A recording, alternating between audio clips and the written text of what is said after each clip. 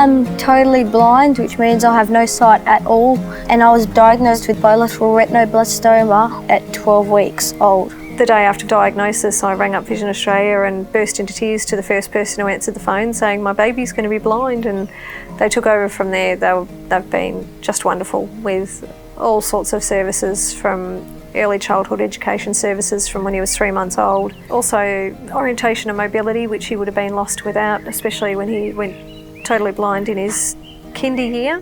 He was able to learn to get around with a cane and get around confidently and successfully. My orientation mobility, or O&M, she usually helps me orientate around my high school and in certain parts I might not know.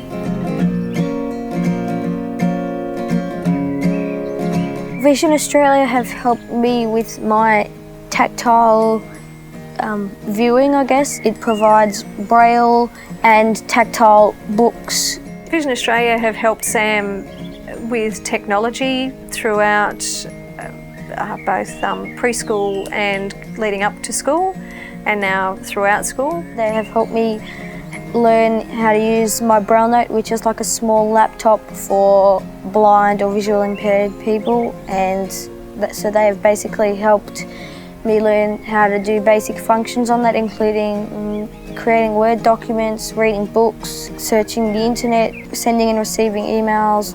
I'm a bit of a walking encyclopedia because I like reading about TV shows, song lyrics and songs as well. I like reading about certain singers and musicians. I like reading about pretty much anything that interests me, and I like also going on to websites I hear advertised on the radio too. So he can partake in regular school activities the same as the other kids can, which is what he definitely needs to be able to do. Living with blindness is not the end of the world. It's not catastrophic. It's pretty much the same as living with vision, except the only difference is you have a disability, but that is no reason why you should not be able to do anything that anyone else can, and it's no reason why you should stick out and be a target of bullying and also not have many friends, because blind people should have the same abilities and advantages as everyone else.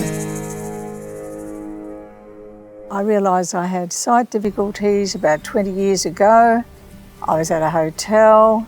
My daughter's boyfriend was there, and twice I knocked wine over. And he said, "June, don't you like me?" I said, "Of course I do."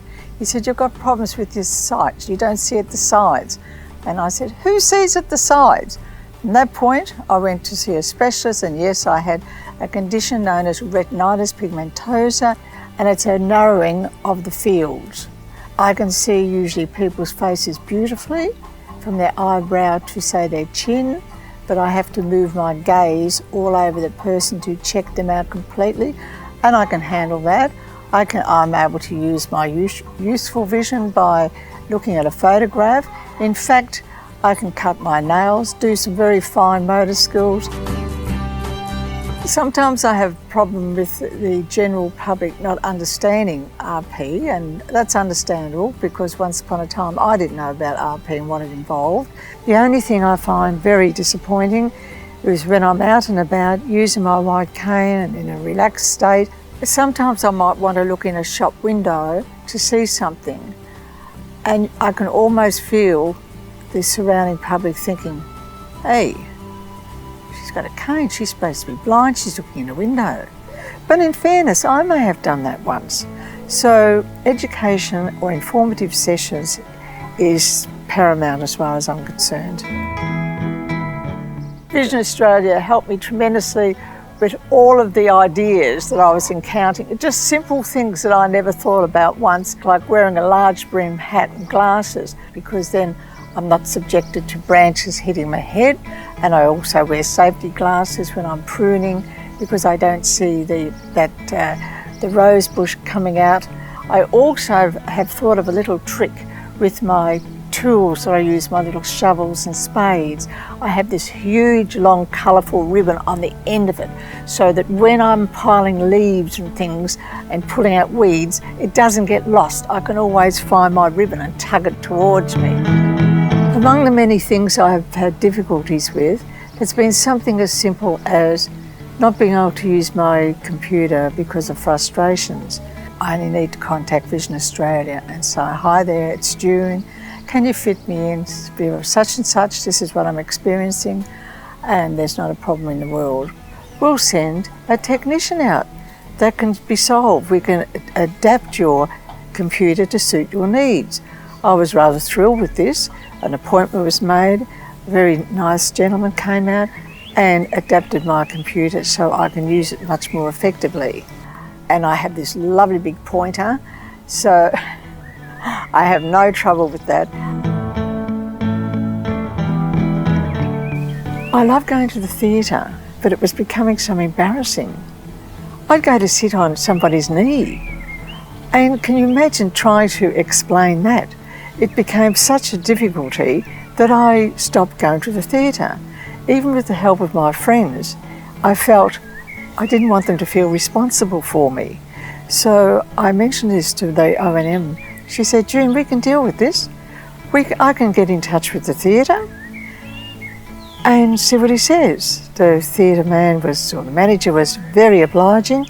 He opened up the theatre without anyone being there. He obliged us with lights on, lights off. We went into theatres with my cane, counting steps, going along the aisle, showing me to feel the seat in the back, and I placed myself beautifully in the seat now, not on somebody's lap, which is much better for me and not embarrassing. I like going out at night, but because it's dark, it intensifies my anxiety level. And until I mentioned this, the O&M came out at night to ensure that I was going to be able to get in and out of cars, because before that I was sitting in the driver's seat, I was sitting in the back seat, I'd get in back to front, and it was all very, very strange and ridiculous. So here I was with the O&M, my partner and the car. She showed me some really magic things that I just didn't have the sense to think about myself, and now I'm much more streamlined. Now I can get in and out of cars at night in a very ladylike fashion.